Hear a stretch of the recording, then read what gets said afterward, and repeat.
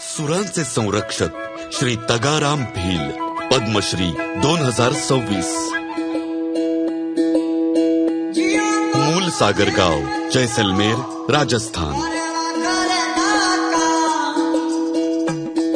येथे एका भील कुटुंबात जन्मलेल्या तगाराम यांनी भारताचे प्राचीन लोकसंगीत उपकरण अलगोजा वाजवण्यात प्रावीण्य मिळवले आहे.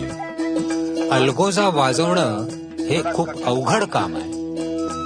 ते फुंकून सतत वाजवावं लागतं आणि त्याला श्वासाची हवा सतत न थांबता ह्याला पुरवावी लागते.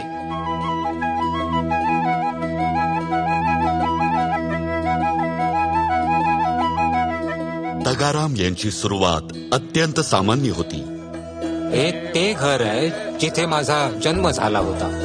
माझे वडील अलगोजा वाजवायचे आणि मला त्यांचे सूर ऐकायला खूप आवडायचे. मी लहानपणी मेंढ्या आणि बकऱ्या चरवताना अलगोजा शिकायला सुरुवात केली. दररोज तासन तास सराव केल्यानंतर मी हे कौशल्य आत्मसात केलं.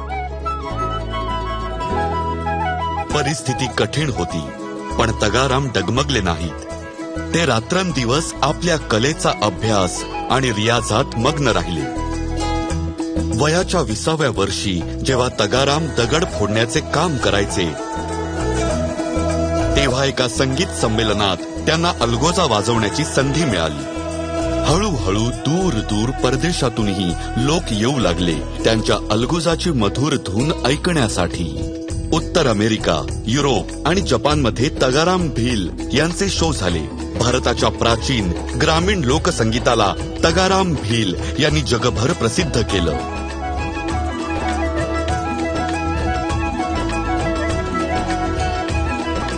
आज तगाराम भील आपल्या गावात अलगोजा शिकवण्याचे केंद्र चालवतात.